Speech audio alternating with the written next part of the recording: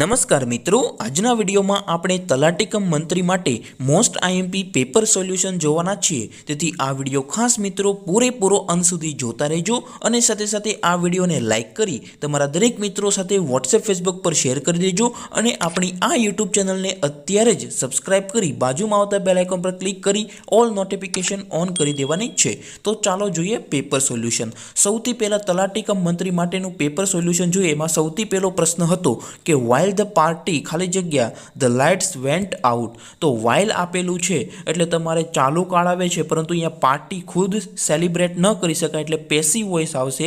Passive વોઇસમાં ચાલુ ભૂતકાળ દર્શાવવા માટે તમારે was being celebrated option B આવશે. ઓકે, તેમ છતાં ન સમજાય તો કમેન્ટ કરજો, આપણે અલગથી બધા ટોપિક વાઇઝ લેક્ચર પણ બનાવવાના છીએ.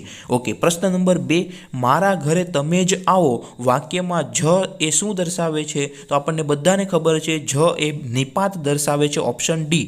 જ એ કેવો નિપાત છે કમેન્ટ કરીને જણાવજો. એ તમારે જણાવવાનું છે કે નિપાતનો કયો પ્રકાર દર્શાવે છે જો વાક્યમાં જ આપ્યું હોય તો. પછી 8% કેટલું રકમનું 5 વર્ષનું સાદું વ્યાજ 1800 થાય? તો આ સિમ્પલ સૂત્ર છે I બરાબર PRN/100. અહીંયા હું તમને ગણીને નથી દર્શાવતો, પણ તો અહીંયા તમને કહી દઉં કે સૂત્ર શું છે. I બરાબર PRN/100. આપણને સાદું વ્યાજ એટલે કે I બરાબર આપ્યું છે 1800. તો 1800 બરાબર P આપણે શોધવાનું છે, ગુણ્યા R આપણને આપ્યું છે 8% અને ગુણ્યા N બરાબર તમે 5 વર્ષ લઈ લો, છેદમાં 100 એટલે સાદુરૂપ આવશો એટલે 4500 રૂપિયા આવશે. ત્યાર પછી ચોથો પ્રશ્ન છે કે વિશ્વમાં સુપ્રસિદ્ધ એમેઝોન નદી કયા ખંડમાં આવેલી છે? તો જવાબ આવશે મિત્રો દક્ષિણ અમેરિકા. દક્ષિણ અમેરિકામાં અમેઝોન નદી આવેલી છે. ત્યાર પછી પ્રશ્ન નંબર 5, ભારતમાં ઈસ્ટ ઇન્ડિયા કંપનીના શાસનનો અંત ક્યારે આવ્યો? તો આપણને બધાને ખબર છે કે જે આપણો સ્વતંત્ર સંગ્રામ થયો તો 1858માં, ત્યારે એનો બ્રિટિશ ઈસ્ટ ઇન્ડિયા કંપનીના શાસનનો અંત આવ્યો હતો. ત્યાર પછી કોનું શાસન આવ્યું હતું ભારતમાં? તો કે બ્રિટિશ તાજનું શાસન આવ્યું હતું. ઓકે, એટલે 5મા પ્રશ્નમાં તમારે જવાબ આવશે 1858. પછી પ્રશ્ન નંબર 6, ખાલી જગ્યા ugly are not bad at hearts. તો અહીંયા અગલી શું છે? વિશેષણ. તો વિશેષણ જો આખા સમૂહનું દર્શન કરતું હોય, આખા સમૂહ દર્શાવતું હોય તો આગળ ધ આર્ટિકલ આવે, એટલા માટે ધ આવશે. ખાસ યાદ રાખજો, અગલી પછી બ્રેવ આવા બધા શબ્દો જ્યારે કર્તા તરીકે આપ્યા હોય અને તે આખા વર્ગનું સૂચન કરતું હોય, અહીંયા અગલી એટલે કે બધા ખરાબ લોકો હોય એની વાત છે, એટલા માટે ધ જવાબ આવશે. ત્યાર પછી જોઈએ તાજેતરમાં થયેલ ડિમોનેટાઇઝેશન પાછળનો મુખ્ય હેતુ શું છે?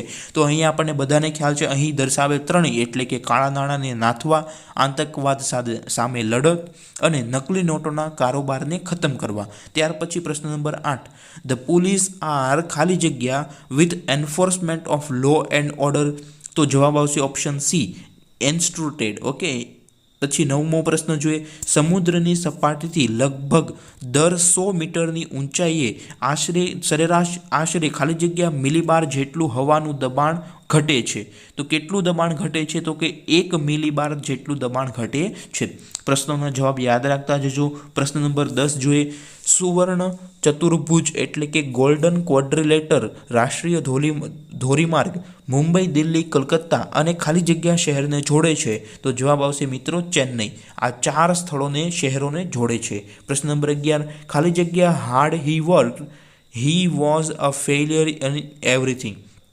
તો અહીંયા વિરોધાભાસ દર્શાવે છે કે કારણ અહીંયા શું દર્શાવે છે કે તેણે સખત મહેનત કરી તેમ છતાં તે ફેલ થઈ, બધા કામમાં તે ફેલ થઈ, એટલે અહીંયા વિરોધાભાસ છે. એટલે however hard he worked he was a failure in everything. ખાલી પછી 12મો પ્રશ્ન જોઈએ, લેટ ખાલી જગ્યા proud be taught the wisdom of politeness. તો જવાબ આવશે the. Let the proud be taught the wisdom of politeness. પ્રશ્ન નંબર 13 જોઈએ, UN દિવસ તરીકે કયો દિવસ ઉજવવામાં આવે છે? તો જવાબ આવશે મિત્રો 24 ઓક્ટોબર. 24 ઓક્ટોબર છે એ UN દિવસ તરીકે ઉજવાય છે. પ્રશ્ન નંબર 14, મીરાબાઈના ગુરુનું નામ આપો. તો જવાબ આવશે જીવા ગોસાઈ. મીરાબાઈના ગુરુનું નામ શું હતું? જીવા ગોસાઈ હતું. પ્રશ્ન નંબર 15, શી ડાયડ ખાલી જગ્યા કિડની ઇન્ફેક્શન. તો અહીંયા કોઈ રોગના કારણે જ્યારે મૃત્યુ થતું હોય તો એની આગળ ઓફ આવશે. ખાસ યાદ રાખજો મિત્રો, ક્યારે? તો કે જ્યારે એનું મૃત્યુ છે એ કોઈ રોગના કારણે થયું હોય તો ઓફ આવશે. ખાલી જગ્યામાં કયું પ્રિપોઝિશન આવે? ઓફ. ખાસ યાદ રાખજો.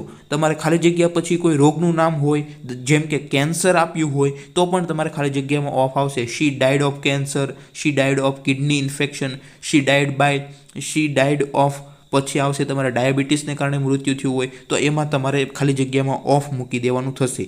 પ્રશ્ન નંબર 16 જોઈએ. આરટીઆઈ કાયદા અનુસાર કેટલા વર્ષ સુધીના તમામ બાળકોને મફત અને ફરજિયાત શિક્ષણની વ્યવસ્થાની જોગવાઈ છે? તો જવાબ આવશે મિત્રો ઓપ્શન ડી 14. હવે હું તમને એક પ્રશ્ન પૂછું છું, તમારે જવાબ કમેન્ટ કરવાનો છે, જે બિન સચિવાલય માટે મોસ્ટ ઇમ્પોર્ટન્ટ પ્રશ્ન છે કે કયા અનુચ્છેદમાં એવું કહેવામાં આવ્યું છે કે 6 થી 14 વર્ષના બાળકોને મફત અને ફરજિયાત શિક્ષણની જોગવાઈ બંધારણના કયા અનુચ્છેદમાં કરવામાં આવી છે? મિત્રો કમેન્ટ કરીને તમારે જણાવવાનું છે. ચાલો જોઈએ કોને આવડે છે. ઓકે, પ્રશ્ન નંબર 17. કાફીઓના રચયિતા તરીકે કોણ પ્રખ્યાત છે? તો જવાબ આવશે મિત્રો ધીરો. ઓકે, ધીરા ભગત છે એ કાફી માટે જાણીતા છે. ત્યાર પછી મિત્રો પ્રશ્ન નંબર 18. હેલીનો ધૂમકેતુ છેલ્લે ક્યારે દેખાયો હતો? તો જવાબ આવશે મિત્રો ઈસવીસન 1986માં. હેલીનો ધૂમકેતુ છે એ છેલ્લે 1986માં દેખાયો હતો. હેલીનો ધૂમકેતુ 1986માં સૌથી છેલ્લી વાર દેખાણો હતો. એક ત્રિકોણની 3 બાજુઓના માપ અનુક્રમે 6, 8 અને 10 એકમ છે તો તે કેવો ત્રિકોણ હશે? તો મિત્રો આપણને ખબર છે કાટકોણ ત્રિકોણ માટે જે બે નાની બાજુઓના માપ હોય એના વર્ગોનો સરવાળો કરવાનો. સાંભળજો ખાસ, નાની બાજુઓ એટલે કે અહીંયા 6, 8 અને 10 એમાંથી બે કઈ નાની છે? તો કે 6 અને 8 એ નાના છે 10 કરતાં. તો 6 અને 8નો વર્ગ કરો. 6નો વર્ગ 36 થશે, 8નો વર્ગ 64 થશે. એ બંનેનો સરવાળો એટલે કે 36 અને 64નો સરવાળો કરો એટલે 100 થઈ જાય. એ ત્રીજી બાજુના માપના વર્ગના કરતા હોય જેટલો હોવો જોઈએ તો કાટકોણ ત્રિકોણ થાય. એટલે કે a² + b² બરાબર c² થાય, એટલે કે cનો વર્ગ થાય તો તે કાટકોણ ત્રિકોણ હોય. એટલા માટે અહીં જવાબ આવશે કાટકોણ ત્રિકોણ. પ્રશ્ન નંબર 20. ઉર્દુ ખાલી જગ્યા ફ્રોમ રાઇટ ટુ લેફ્ટ એટલે ઉર્દુ છે તો ઉર્દુ ખુદ તો લખી ન શકે એટલે પેસિવ વોઇસ આવશે. અને સાદા વર્તમાન કાળનું પેસિવ વોઇસ કરો એટલે એમિઝ + v3 આવે. અહીંયા તમારે ઉર્દુ સાથે ઇઝ આવશે એટલે Urdu is written from right to left. Okay, પ્રશ્ન નંબર 21. કાટકોણ ત્રિકોણમાં એક ખૂણો કાટખૂણો હોય છે જ્યારે બાકીના બંને ખૂણા હંમેશા કેવા હોય છે? તો જવાબ આવશે મિત્રો લઘુકોણ. કાટકોણ ત્રિકોણમાં એક ખૂણાનું માપ કેવું હોય? 90 ડિગ્રી હોય. તો એ 90 ડિગ્રી બાદ કરો એટલે બાકીની બે બાજુના માપનો સરવાળો પણ કેટલો થાય? 90 ડિગ્રી થાય. એટલે બંને 90 ડિગ્રી કરતાં ઓછા જ હોવાના છે એટલે લઘુકોણ હોય છે. ઓકે, ન સમજાય તો કમેન્ટ કરજો, હું તમને અલગથી ટોપિક વાઇઝ સમજાવીશ. ઓકે, પ્રશ્ન નંબર 22. વર્તુળના કેન્દ્રમાંથી પસાર થતી જીવાને શું કહેવાય? આપણને બધાને ખ્યાલ છે કે વ્યાસ કહેવાય. અને એવો પણ પ્રશ્ન પૂછાય કે સૌથી મોટી જીવા એટલે શું? તો જવાબ આવશે મિત્રો વ્યાસ. એમાં પણ જવાબ આવશે વ્યાસ. ઓકે, ત્યાર પછી આપણે આગળનો પ્રશ્ન જોઈએ. જનની કાવ્યના કવિનું નામ જણાવો. તો જવાબ આવશે બોટાદકર. જનની કાવ્યના કવિનું નામ શું છે? બોટાદકર આવશે. પ્રશ્ન નંબર 24. વ્યક્તિ સ્વાતંત્ર્ય અને વાણી સ્વાતંત્ર્યને હણી નાખતો કાયદો કયો હતો? તો જવાબ આવશે મિત્રો આપણને ખ્યાલ છે રોલેટ એક્ટ. મિત્રો હું તમને પ્રશ્ન પૂછું એનો જવાબ તમારે કમેન્ટ કરવાનો છે કે રોલેટ એક્ટ ક્યારે પસાર કરવામાં આવ્યો હતો, કઈ સાલમાં, એ કમેન્ટ કરીને જણાવવાનું છે. વ્યક્તિ સ્વાતંત્ર્ય અને વાણી સ્વાતંત્ર્યને હણી નાખતો કાયદો કયો હતો? તો જવાબ આવશે રોલેટ એક્ટ. ઓકે, રોલેટ એક્ટની વિરુદ્ધમાં આપણને ખ્યાલ છે આપણે પછી ઘણા બધા સ્વાતંત્ર્ય સંગ્રામ કરવામાં આવ્યા હતા. ઓકે, તાજેતરમાં ચર્ચામાં રહેલ શબ્દ ભીમનું પૂરું નામ શું છે? તો ભીમનું પૂરું નામ આવશે મિત્રો ભારત ઇન્ટરફેસ ફોર મની. હવે હું તમને એક બીજો પ્રશ્ન પૂછું એનો જવાબ તમારે કમેન્ટ કરીને જણાવવાનું છે. યુપીઆઈનું પૂરું નામ કમેન્ટ કરીને જણાવો. યુપીઆઈનું કમેન્ટ કરીને તમારે પૂરું નામ જણાવવાનું છે. ભીમનું થશે ભારત ઇન્ટરફેસ ફોર મની. પ્રશ્ન નંબર 26. ખાલી જગ્યા learning is a dangerous thing. ખાલી જગ્યા learning is a dangerous thing આ એક કહેવત છે મિત્રો. અધૂરું જ્ઞાન, સાંભળજો, અધૂરું જ્ઞાન એટલે કે થોડુંક જ્ઞાન હોય ને તે ડેન્જરસ છે.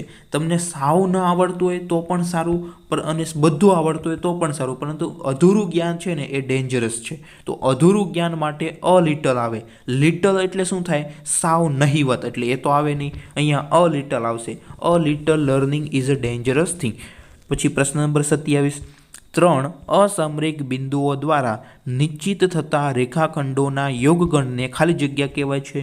ત્રણ અસમરેખ બિંદુઓ દ્વારા નિશ્ચિત થતા રેખાખંડોના યોગગણને શું કહેવાય? ત્રિકોણ કહેવાય છે. 3 બિંદુઓ હોય ને ત્રિકોણમાં, એટલા માટે. ત્યાર પછી પ્રશ્ન નંબર જોઈએ 28. અર્વાચીન ગુજરાતી ભાષાનું પ્રથમ કાવ્ય કયું છે? તો જવાબ આવશે બાપાની પીપર. અર્વાચીન ગુજરાતી ભાષાનું પ્રથમ કાવ્ય છે બાપાની પીપર. Find out the similar meaning of speed. Speed છે એનું સિમિલર મિનિંગ શું થશે? તો કે કીપ વોચ. જો સ્પીડમાં SPEED નથી, SPIED છે, સ્પાઇડ પણ કહેવાય છે આને, તો કીપ વોચ થશે. પ્રશ્ન નંબર 30. જ્યારે કોઈની નિંદાના રૂપમાં પ્રશંસા કે વખાણ થાય ત્યારે કયો અલંકાર બને છે? તો આપણને ખબર છે વ્યાજ સ્તુતિ અલંકાર. વ્યાજ સ્તુતિ અલંકારમાં શું કરવામાં આવે?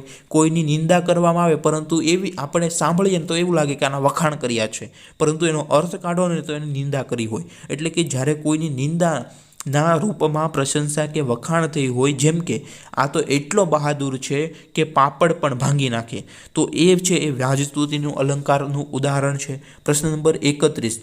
કસુંબીનો રંગ કાવ્ય કયા કવિનું છે? તો જવાબ આવશે ઝવેરચંદ મેઘાણી. કસુંબીનો રંગ કાવ્ય ઝવેરચંદ મેઘાણીનું છે.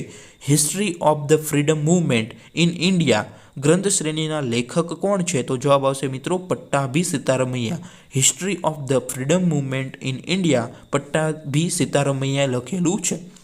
વર્ષના ગરમમાં ગરમ માસના સરેરાશ તાપમાન અને ઠંડામાં ઠંડા માસના સરેરાશ તાપમાનના તફાવતને તાપમાનનો ખાલી જગ્યા ગોળો કહે છે. તો જવાબ આવશે વાર્ષિક ગાળો કહેવાય છે. વર્ષના ગરમમાં ગરમ માસના સરેરાશ તાપમાન અને ઠંડામાં ઠંડા માસના સરેરાશ તાપમાનના તફાવતને તાપમાનનો વાર્ષિક ગાળો કહેવાય છે, કારણ કે એ બંને વચ્ચે 1 વર્ષ જેટલો સમય લાગતો હોય છે. પછી ભદ્ર નવલકથાના સર્જક કોણ છે? તો જવાબ આવશે મિત્રો રમણભાઈ નીલકંઠ. ભદ્ર નવલકથાના સર્જક છે રમણભાઈ નીલકંઠ. પછી 35મો પ્રશ્ન. ગુજરાતી ભાષા કઈ ભાષામાંથી જન્મી છે? તો જવાબ આવશે મિત્રો સંસ્કૃત ભાષામાંથી. ઘણી બધી ભાષાઓ છે સંસ્કૃતમાંથી ઉતરી આવી છે. ઓકે, ત્યાર પછી પ્રશ્ન જોઈએ 36મો પ્રશ્ન. શારદાપીઠ નીચેનામાંથી કયા સ્થળે આવેલું છે? તો જવાબ આવશે મિત્રો દ્વારકા ખાતે. શારદાપીઠ છે એ દ્વારકા ખાતે આવેલું છે. મિત્રો હું તમને પ્રશ્ન પૂછું કે ભાઈ શ્રી કૃષ્ણએ ગુજરાતમાં કઈ એની રાજધાની સ્થાપી હતી, કયું નગર વસાવ્યું હતું, તે તમારે કમેન્ટ કરીને જણાવવાનું છે. પ્રશ્ન નંબર 37. ગુજરાત સાહિત્ય અકાદમીનું મુખપત્ર કયું છે? તો જવાબ આવશે મિત્રો ઓપ્શન બી શબ્દ સૃષ્ટિ. ગુજરાત સાહિત્ય અકાદમીનું મુખપત્ર છે શબ્દ સૃષ્ટિ. બીજો પ્રશ્ન હું તમને પૂછું, એનો જવાબ તમારે કમેન્ટ કરીને ખાસ જણાવવાનો છે કે ગુજરાત સાહિત્ય સભા દ્વારા કયું મુખપત્ર બહાર પાડવામાં આવે છે? ગુજરાત સાહિત્ય સભા દ્વારા, ઓકે, ગુજરાત સાહિત્ય પરિષદ દ્વારા, ગુજરાત સાહિત્ય પરિષદ દ્વારા કયું મુખપત્ર બહાર પાડવામાં આવે છે? તે જવાબ તમારે કમેન્ટ કરવાનો છે. અહીંયા ઓપ્શનમાંથી જ એક આવશે. ઓકે, ચાલો. પ્રશ્ન નંબર 38. ગુજરાતી ભાષામાં અનુગો કેવા હોય છે? તો જવાબ આવશે મિત્રો એકાક્ષરી. અનુગો એકાક્ષરી હોય છે. ત્યાર પછી પ્રશ્ન નંબર 39. ત્રિભુવનદાસ લોહારનું તખલ્લુસ કયું છે? તો જવાબ આવશે મિત્રો સુંદરમ. સુંદરમ છે એ ત્રિભુવનદાસ લોહારનું તખલ્લુસ એટલે કે ઉપનામ છે. હવે હું તમને પ્રશ્ન પૂછું, એનો જવાબ કમેન્ટ તરત કરી દેવાનો છે કે ઉષ્ણસ કોનું તખલ્લુસ છે? ઉષ્ણસ જે ઓપ્શન ડીમાં આપ્યું છે એ ઉષ્ણસ કોનું તખલ્લુસ છે એ તમારે કમેન્ટ કરીને જણાવવાનું છે. પ્રશ્ન નંબર 40. ટિકિટ શબ્દની સાચી જોડણી દર્શાવો. તો એમાં બંને ટિકિટમાં જો ઓપ્શન બી જવાબ આવશે. પ્રશ્ન નંબર 41. કયા શબ્દોની જોડણી મૂળ પ્રમાણે કરવી જોઈએ? તો જવાબ આવશે તત્સમ. તત્સમ શબ્દોની જોડણી મૂળ પ્રમાણે કરવી જોઈએ. તત્સમ શબ્દોની જોડણી મૂળ પ્રમાણે કરવી જોઈએ. હાલના રિઝર્વ બેંકના ગવર્નર કોણ છે? તો જવાબ આવશે ઉર્જિત પટેલ, કારણ કે તે સમયે ઉર્જિત પટેલ હતા. અત્યારે કોણ છે તમારે કમેન્ટ કરવાનું છે. હાલના રિઝર્વ બેંકના ગવર્નર કોણ છે? બધાને આવડતો હોવો જોઈએ આ પ્રશ્ન, મોસ્ટ ઇમ્પોર્ટન્ટ પ્રશ્ન છે. કોણ છે હાલમાં RBIના ગવર્નર કોણ છે? તમારે જવાબ કમેન્ટ કરવાનું છે. અને RBIની સ્થાપના ક્યારે થઈ હતી એ પણ તમારે કમેન્ટ કરવાની છે. 1 એપ્રિલે થઈ હતી. ઓકે, આખ્યાનના પિતા કોને કહેવામાં આવે છે? જવાબ આવશે ભાલણને. ભાલણને આખ્યાનના પિતા કહેવામાં આવે છે. ત્યાર પછી 44મો પ્રશ્ન. ઓકે, સોનેટ સાહિત્ય સ્વરૂપના જનક કોણ છે? તો જવાબ આવશે બક ઠાકર. બક ઠાકર છે એ સોનેટ સાહિત્ય સ્વરૂપના જનક ગણવામાં આવે છે. પ્રતિ વર્ષે 26 જાન્યુઆરીને સ્વતંત્ર દિવસ તરીકે ઉજવવાનું કયા અધિવેશનમાં નક્કી થયું હતું? 26 જાન્યુઆરીને સ્વતંત્રતા દિવસ તરીકે ઉજવવાનું કયા અધિવેશનમાં નક્કી થયું હતું? તો જવાબ આવશે મિત્રો લાહોર અધિવેશનમાં. 26 જાન્યુઆરીને દર વર્ષે સ્વતંત્ર દિવસ તરીકે ઉજવવાનું લાહોર અધિવેશનમાં નક્કી થયું હતું. પ્રશ્ન નંબર 46, માનવ ગરીબી આંક માં સમગ્ર વિશ્વમાં ભારતનો કયો નંબર છે? મિત્રો આ પ્રશ્ન યાદ નથી રાખવાનો કારણ કે દર વર્ષે બદલાતો હોય છે એટલા માટે. ઓકે, ગુજરાત વિધાનસભાના ડેપ્યુટી સ્પીકર કોણ છે? હાલમાં ગુજરાત વિધાનસભાના ડેપ્યુટી સ્પીકર કોણ છે? એ પણ મિત્રો બની શકે કે આ જવાબ ન આવે, અત્યારે બદલાઈ ગયા હોય એટલા માટે. ઓકે, પ્રશ્ન નંબર 48, બ્રિટિશ શાસન વખતે કચ્છના ચલણી સિક્કા કયા નામે પ્રચલિત હતા? તો જવાબ આવશે મિત્રો કોરી નામે.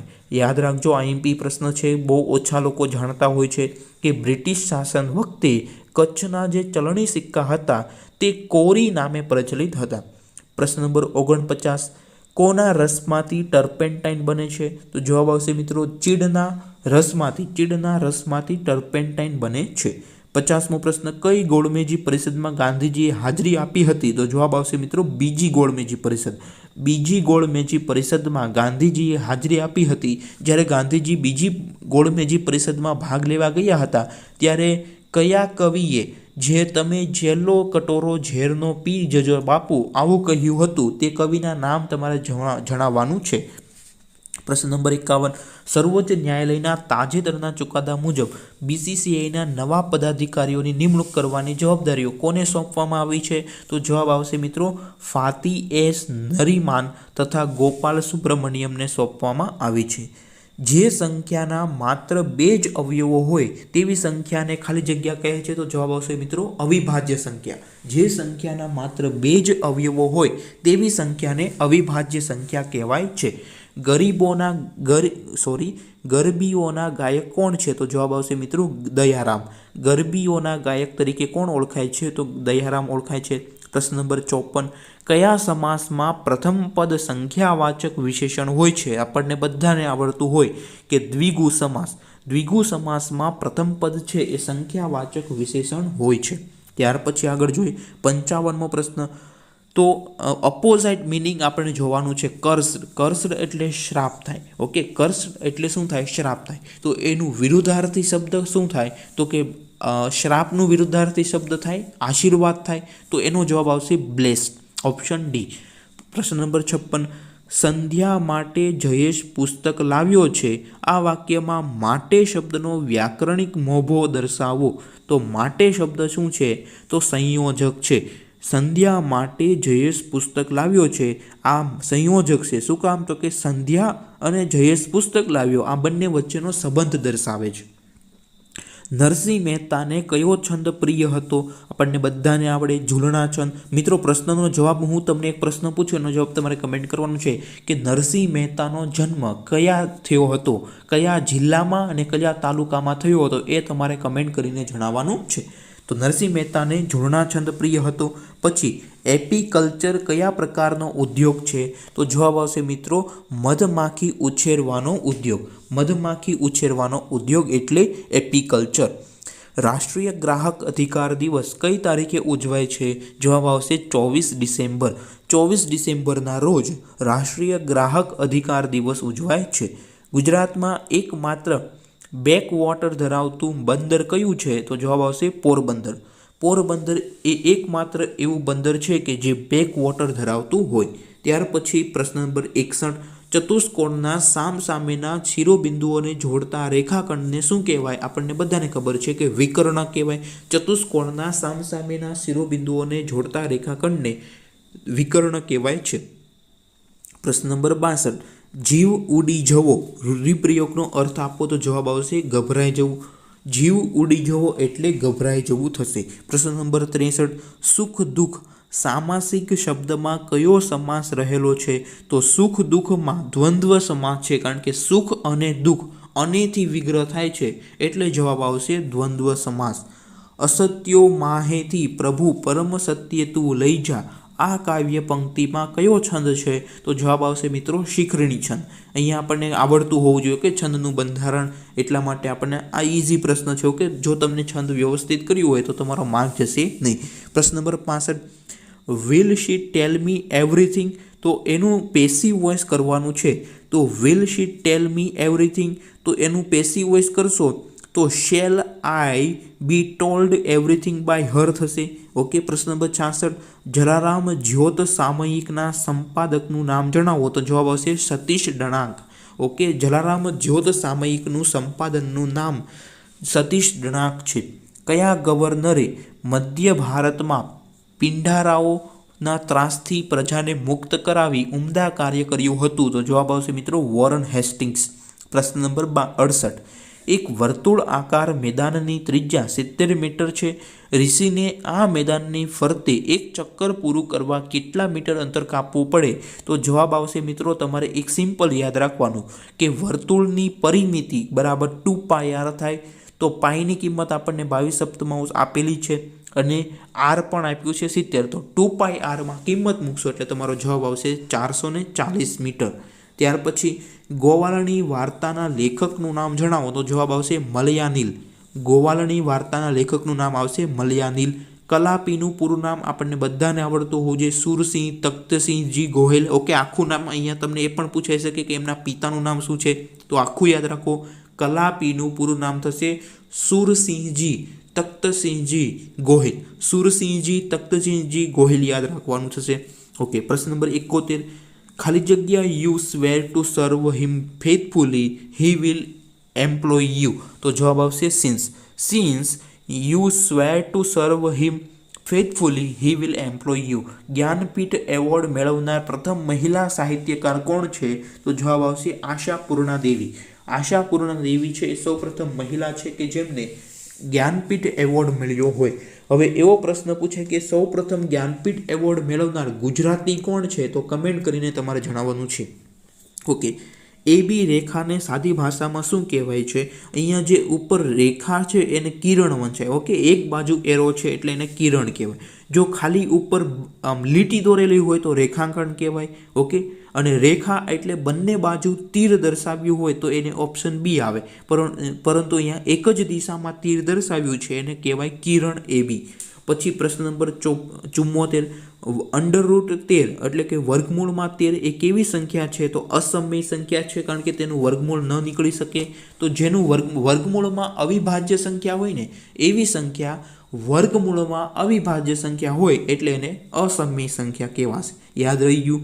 પછી લીલી સૂકી શબ્દની સાચી જોડણી શું થશે? તો ઓપ્શન ડી જવાબ આવશે. ઓકે, અહીંયા શું છે એમાં ખાસ ધ્યાન રાખવાનું થશે. ધમાલ ન કરો જરાય નહીં નેન ભીના થશો કાવ્ય પંક્તિમાં રહેલા છંદને ઓળખાવો. તો જવાબ આવશે પૃથ્વી છંદ. પૃથ્વી છંદ જવાબ આવશે. હુ ઇઝ ઓલ્ડર ખાલી જગ્યા યુ ટુ. અહીંયા બેની વાત છે તો બેની વાત હોય તો બિટવીન આવે. તમારા બંનેમાંથી કોણ ઓલ્ડર છે? તો બેમાંથી છે એટલા માટે બિટવીન જવાબ આવશે. ત્યાર પછીનો આગળનો પ્રશ્ન જોઈએ મિત્રો. એક નળાકાર પાણીની ત્રિજ્યા 1 મીટર છે તથા તેની ઊંચાઈ 14 મીટર છે, તો તેની વક્ર સપાટીનું ક્ષેત્રફળ કેટલું થાય? તો જવાબ આવશે મિત્રો 88. સૂત્ર આવડતું હોય તો બધા મિત્રોને જવાબ આવી જાય. મળેલા જીવ કૃતિના સર્જકનું નામ જણાવો. તો જવાબ આવશે પન્નાલાલ પટેલ. મળેલા જીવ કૃતિના સર્જકનું નામ છે પન્નાલાલ પટેલ. દાંડિયો સામાયિક કોણે શરૂ કર્યું હતું? જવાબ આવશે નર્મદે.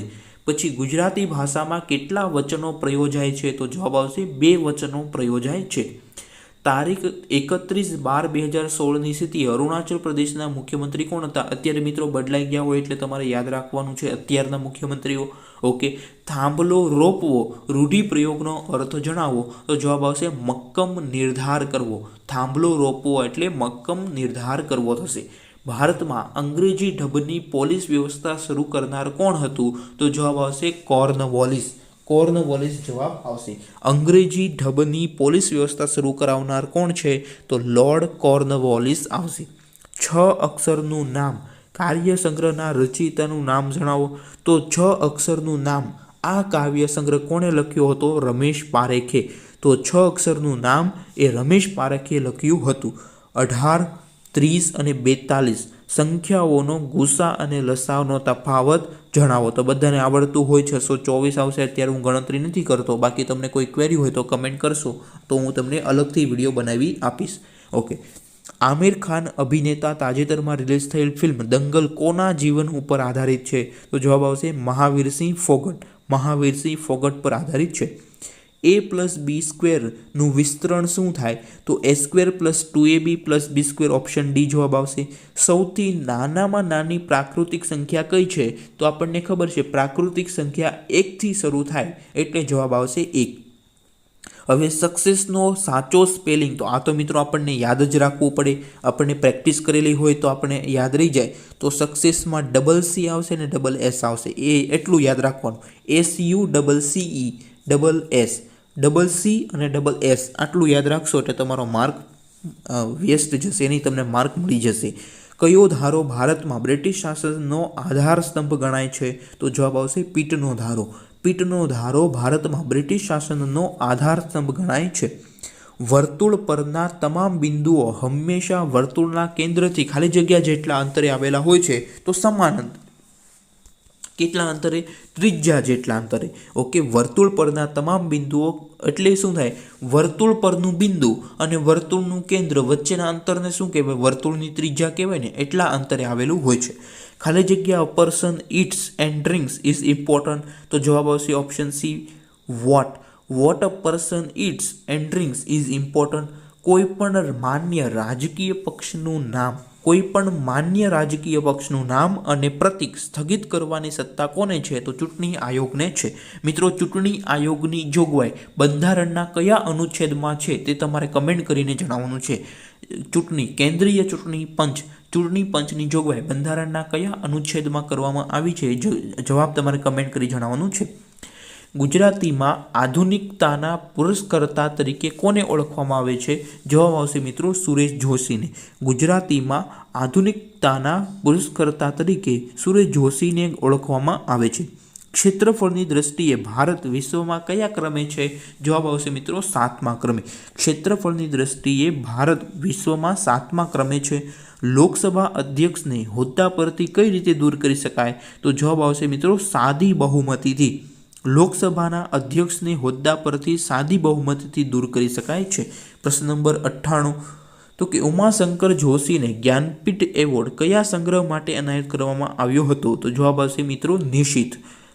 ઉમાશંકર જોશીને જ્ઞાનપીઠ એવોર્ડ નિશિત સંગ્રહ માટે એનાયત કરવામાં આવ્યો હતો. બીજો પ્રશ્ન તમારે જવાબ કમેન્ટ કરવાનો છે કે ઉમાશંકર જોશીને કઈ સાલમાં જ્ઞાનપીઠ એવોર્ડ મળ્યો હતો? એ જવાબ તમારે કમેન્ટ કરીને અત્યારે જણાવવાનું છે. પ્રશ્ન નંબર 99, ભિલાઈ, બોકારો, ભદ્રાવતી વગેરે સ્થળો કયા ઉદ્યોગો સાથે સંકળાયેલા છે? તો જવાબ આવશે મિત્રો લોખંડ પોલાદ માટે જાણીતા છે. પ્રશ્ન નંબર 100, તેલંગાણા ભારતનું કયું રાજ્ય બન્યું છે? કેટલામું રાજ્ય બન્યું છે? તો જવાબ આવશે મિત્રો 29મું રાજ્ય બન્યું છે. હવે મિત્રો હું તમને એક પ્રશ્નનો જવાબ તમારે કમેન્ટ કરીને જણાવવાનું છે કે હાલમાં ભારતમાં કેટલા રાજ્યો છે અને કેટલા કેન્દ્ર શાસિત પ્રદેશો છે?